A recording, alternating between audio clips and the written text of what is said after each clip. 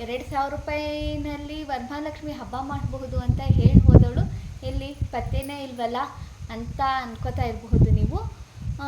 So ಯಾವುದಕ್ಕೆ ಅಂದರೆ ಈಗ ಹಬ್ಬಕ್ಕೆ ಏನೇನು ಸಾಮಗ್ರಿಗಳು ಬೇಕು, ಮುಖ್ಯವಾಗಿ ಏನು ಬೇಕು ಅನ್ನೋದು ಫಸ್ಟು ಫಿಕ್ಸ್ ಮಾಡಬೇಕು.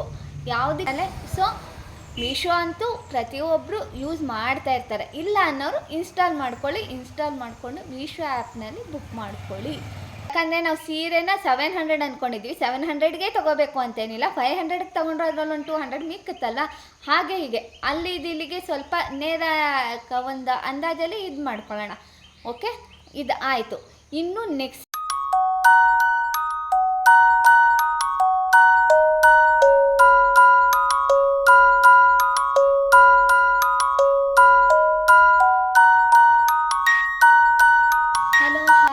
Welcome back to my YouTube channel. ಏನಿದು 2,000 ರೂಪಾಯಿನಲ್ಲಿ ವರಮಹಾಲಕ್ಷ್ಮಿ ಹಬ್ಬ ಮಾಡಬಹುದು ಅಂತ ಹೇಳಿ ಹೋದವಳು ಎಲ್ಲಿ ಪತ್ತೇನೇ ಇಲ್ವಲ್ಲ ಅಂತ ಅನ್ಕೋತಾ ಇರಬಹುದು ನೀವು. ಸೊ ಅದ್ರ ಬಗ್ಗೆನೇ ಹೇಳಬೇಕು ಅಂತ ನಾನು ಈ ವ್ಲಾಗ್ ಮಾಡ್ತಾಯಿದ್ದೀನಿ. ವಿತೌಟ್ ಬಡ್ಜೆಟ್ ಇಲ್ಲದೇ, ಅಂದರೆ ಒಂದು ಕ್ಯಾಲ್ಕುಲೇಷನ್ ಇಲ್ಲದೇ ನಾವು ಯಾವುದನ್ನೇ ಆದರೂ ಮಾಡೋದಕ್ಕೆ ಖಂಡಿತ ಸಾಧ್ಯ ಇಲ್ಲ. ಅದಕ್ಕೋಸ್ಕರ ಈಗ 2,000 ರೂಪಾಯಿನಲ್ಲಿ ಹಬ್ಬ ಮಾಡ್ಬೋದು. ಹೇಗೆ ಅದು ಗೊತ್ತಾಗಬೇಕು ಅಲ್ವಾ?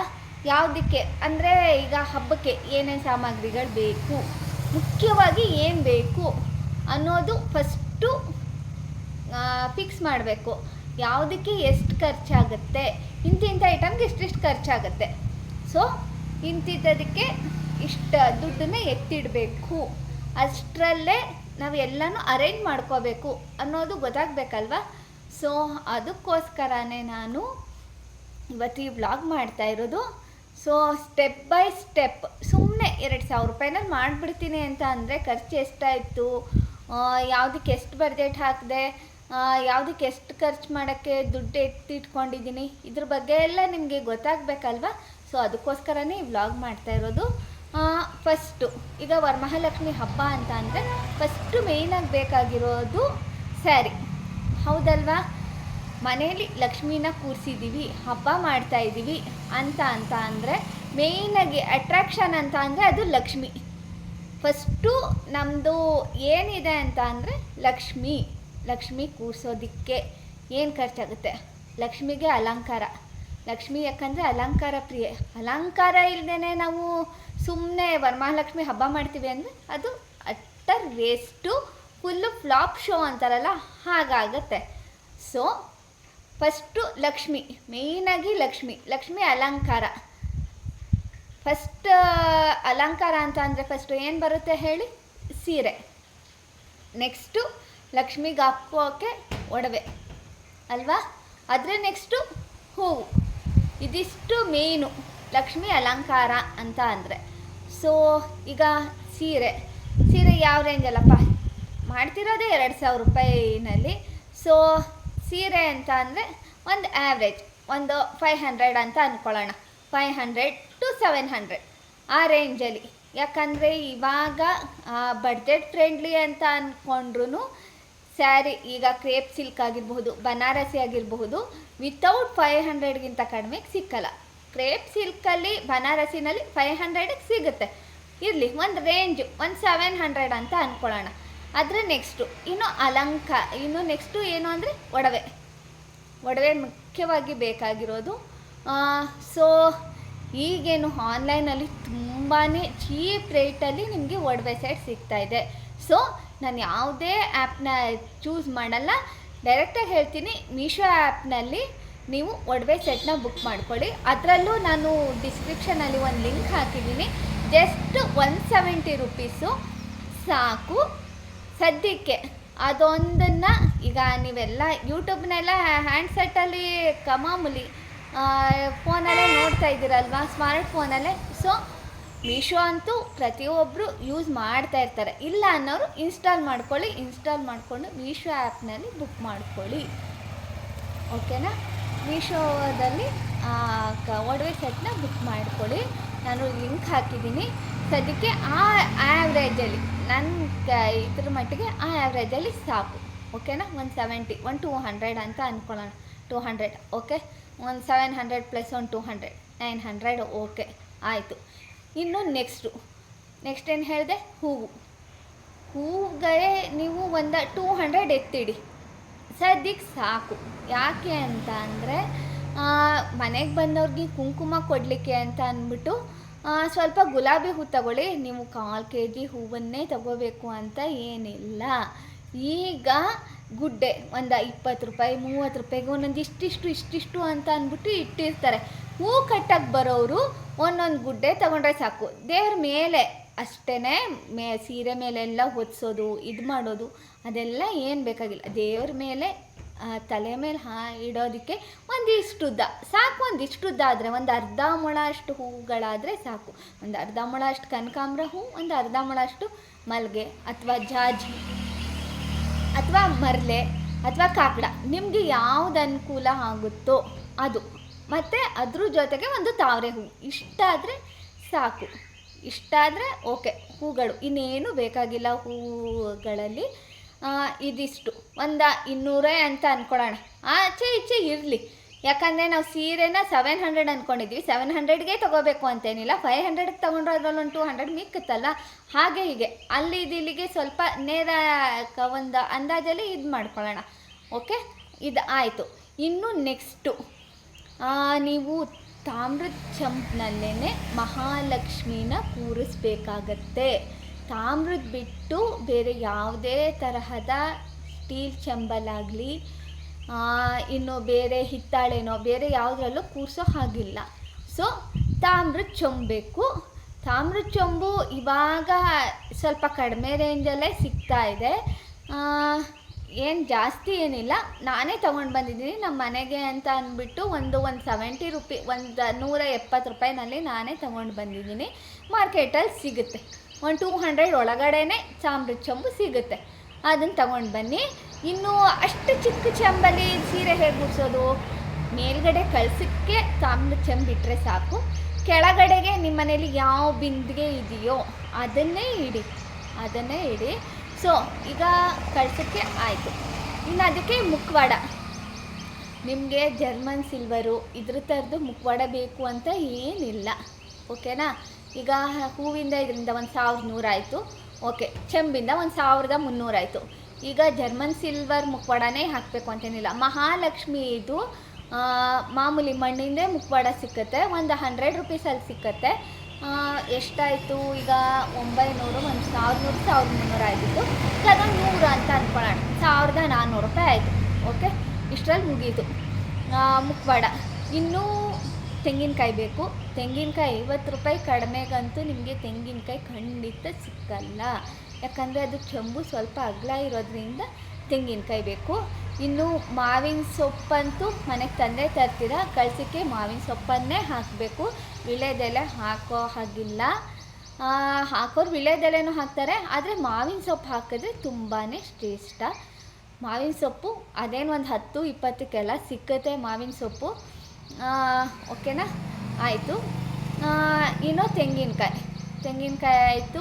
ಇದಾಯಿತು 1400, 1,500 ಅಂತ ಅಂದ್ಕೊಳ್ಳಿ. ಇದಿಷ್ಟಕ್ಕೆಲ್ಲ 1,500 ಆಯಿತು. 1,500ಕ್ಕೆ ಮುಗೀತು. ಇನ್ನೊಂದು 500. ಅದೇ ನಾ ಹೇಳಿದ್ನಲ್ಲ, ಒಡವೆ ಸೆಟ್ಟು ಮತ್ತು ಹಣ್ಣುಗಳು ಒಂದು 5 ಥರದ ಹಣ್ಣು ಇಡಿ, ಸದ್ಯಕ್ಕೆ ಸಾಕು. ನೀವೀಗ ಆ್ಯಾವ್ರೇಜ್ ರೇಂಜಲ್ಲಿ ಮಾಡ್ತಿರೋದ್ರಿಂದ ಒಂದು 5 ಥರ ಹಣ್ಣು ಸಾಕು. ನಿಮ್ಮ ಬಡ್ಜೆಟ್ಗೆ ನಿಮ್ಮ 20 ರೂಪಾಯಿ 30 ರೂಪಾಯಿ ಗುಡ್ಡೆ ಯಾವ ಸಿಕ್ಕುತ್ತೋ 2 ಹಣ್ಣು ಇಟ್ಟರು ಸಾಕು. ಒಂದು ತಟ್ಟೆನಲ್ಲಿ ಎಲ್ಲ ಥರದ ಹಣ್ಣು ಇಟ್ಟರೆ ಸಾಕು.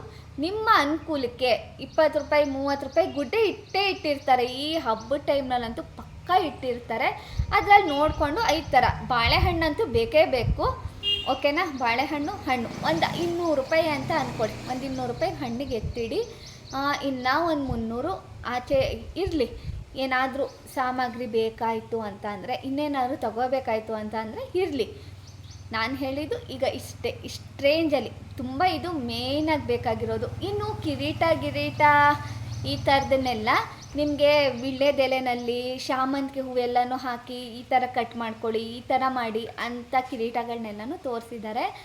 ಆದರೆ ನಾನು ನಿಮಗೆ ಅದಕ್ಕೂ ಖರ್ಚಾಗಬಾರ್ದು. ನಿಮ್ಮ ಅಕ್ಕಪಕ್ಕನೇ ಸಿಕ್ಕತ್ತೆ, ಹೂಗಳೆಲ್ಲ ಬೇಕಾದಷ್ಟು ಸಿಗುತ್ತೆ. ನಿಮ್ಮ ಓಡಾಡೋ ದಾರಿನಲ್ಲೇ ಯಾವ್ಯಾವುದೋ ಹೂಗಳೆಲ್ಲ ಸಿಗುತ್ತೆ. ಅಲಂಕಾರ ಮಾಡಬೇಕು ಅಂತ ಅಂದರೆ ಮಾರ್ಕೆಟಿಂದ ಗುಲಾಬಿ ಹೂನೇ ತರಬೇಕು, ಶಾಮಂತಿಗೆ ಹೂನೇ ತರಬೇಕು ಅಂತ ಏನಿಲ್ಲ, ಅಷ್ಟೇ ಸಾಕು.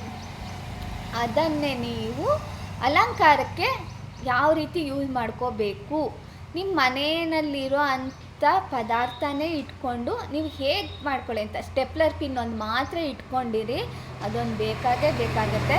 ಓಕೆನಾ?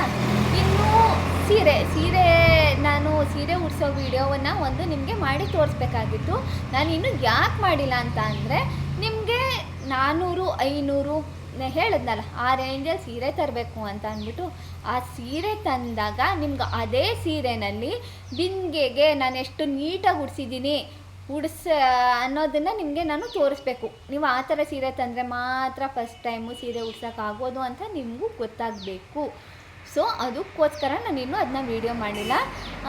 ಸಾಧ್ಯವಾದರೆ ನಾಳೆ ತಪ್ಪಿದ್ರೆ ನಾಳಿದ್ರಲ್ಲಿ, ಸಾಧ್ಯವಾದರೆ ನಾಳೆ ಹೋಗಿ ಒಂದು ಸೀರೆ ತಗೊಂಡು ನಿಮಗೆ ಅದೇ ರೇಂಜಲ್ಲಿ ಸೀರೆ ತಗೊಂಡು ಆ ಸೀರೆನ ಉಡಿಸಿ ನಿಮಗೆ ನಾನು ವೀಡಿಯೋ ಮಾಡಿ ತೋರಿಸ್ತೀನಿ. ಓಕೆನಾ?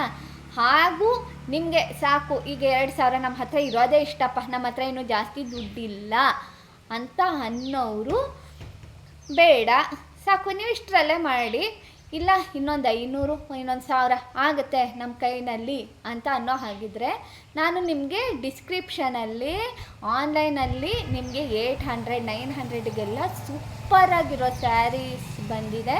ನಾನು ಕೂಡ ಬುಕ್ ಮಾಡಿದ್ದೀನಿ 900ಅಲ್ಲೇ. ನಾವು ಇದೇ ರೇಂಜಲ್ಲಿ ಇದೇ ಥರನೇ ಹಬ್ಬ ಮಾಡೋದು, ಅಂದರೆ ನಾವೆಲ್ಲ ಒಂದು ಸ್ವಲ್ಪ ಜಾಸ್ತಿ ಮಾಡ್ತೀವಿ. ನೀವು ಇಷ್ಟರಲ್ಲಿ ಮಾಡಿದ್ರೆ ಸಾಕು. ನೈವೇದ್ಯಕ್ಕೆ ಅಂತ ನಿಮ್ಮ ಅನುಕೂಲ, ನೀವು ಒಬ್ಬಟ್ಟನೇ ಮಾಡಿ, ಪಾಯಸನೇ ಮಾಡಿ, ಇದನ್ನೇ ಮಾಡಿ ಅಂತ ನಾನು ಏನೂ ಹೇಳಲ್ಲ. ಇರೋ ಅಂಥ ಪದಾರ್ಥದಲ್ಲಿ ಸಾಕು. ನೈವೇದ್ಯನ ಒಂದು ಪುಳಿಯೋಗರೆ, ಒಂದು ಸಜ್ಜಿಗೆ ಮಾಡಿಟ್ರು ಲಕ್ಷ್ಮೀ ಸಂತೃಪ್ತಿ ಆಗ್ತಾಳೆ. ನೀವು ಅಷ್ಟರಲ್ಲೇ ಮಾಡಿ ಇಟ್ಟರೆ ಸಾಕು. ಓಕೆನಾ? ಇನ್ನು ಓಕೆ, ನಾವು ಅಷ್ಟರಲ್ಲೇ ತಗೊಂಡು ಬರ್ತೀವಿ ಸೀರೆ. ಈಗ ಸೀರೆದು ಹೇಳೋದ್ನಲ್ಲ, ಆನ್ಲೈನಲ್ಲಿ ಇನ್ನೊಂದು 400-500 ಹೆಚ್ಚು ಕಡಿಮೆ ಆಗಲಿ ಪರವಾಗಿಲ್ಲ, ನಾವು ತಗೊಂಡು ಬಂದು ಮಾಡ್ತೀವಿ ಅನ್ನೋ ಹಾಗಿದ್ರೆ ಸೊ ನೀವು ಅದರಲ್ಲೇ ನಾನು ನಿಮಗೆ ಅದನ್ನು ಡಿಸ್ಕ್ರಿಪ್ಷನಲ್ಲಿ ಹಾಕಿರ್ತೀನಿ, ಅದನ್ನು ಇಟ್ಕೊಳ್ಳಿ.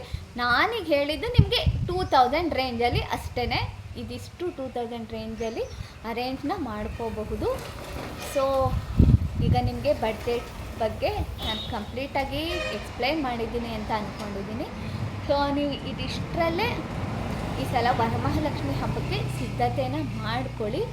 ನಾನು ಸ್ಟೆಪ್ ಬೈ ಸ್ಟೆಪ್ ನಿಮಗೆ ಹೇಳ್ತೀನಿ ಯಾವ ರೀತಿ ತಗೊಂಡು ಬಂದಿದ್ದೀನಿ ವಿತ್ ಲೈವ್ ಪ್ರೂಫಲ್ಲಿ. ನಾನು ನಿಮಗೆ ಇಷ್ಟೇ ರೇಂಜಲ್ಲಿ ಪದಾರ್ಥಗಳೆಲ್ಲ ಸಿಗುತ್ತೆ ಅಂತ ನಿಮಗೆಲ್ಲ ಅರೇಂಜ್ ಮಾಡಿ ತೋರಿಸ್ತೀನಿ. ತೋರಿಸಿದ ಮೇಲೆ ನಿಮಗೆ ಗೊತ್ತಾಗುತ್ತೆ ಮಾಡಬಹುದು ಅಂತ. ಧೈರ್ಯವಾಗಿ 2,000 ಕೈಯಲ್ಲಿಟ್ಕೊಂಡು ಈ ಸಲ ವರಮಹಾಲಕ್ಷ್ಮಿ ಹಬ್ಬ ಮಾಡೋಕ್ಕೆ ನೀವು ರೆಡಿಯಾಗಿ, ನಾನು ರೆಡಿಯಾಗಿದ್ದೀನಿ. ನಮ್ಮದು ಅಂದರೆ ಒಂದು 3,000 ರೇಂಜಿಗೆ ಹೋಗುತ್ತೆ. ನಿಮ್ಮದು ಅಂದರೆ ಲಕ್ಷ್ಮೀ ಒಂದು ಅಲಂಕಾರಕ್ಕೆ ಸೀಮಿತ ಅಂತ ಅಂದ್ಕೊಂಡ್ರೆ ನಮ್ಮದು ಅಷ್ಟು ಆಗುತ್ತೆ, ಅಷ್ಟೇ. ನಾವೇನು ಲಕ್ಷಾಂತರ ರೂಪಾಯಿ ಎಲ್ಲ ಖರ್ಚು ಮಾಡಿ ಹಬ್ಬ ಏನು ಮಾಡಲ್ಲ. ನಮ್ಮ ಮನೆಯಲ್ಲಿ ಏನಿದೆಯೋ ಅದನ್ನೇ ಇಟ್ಕೊಂಡು ಹಬ್ಬ ಮಾಡೋದು.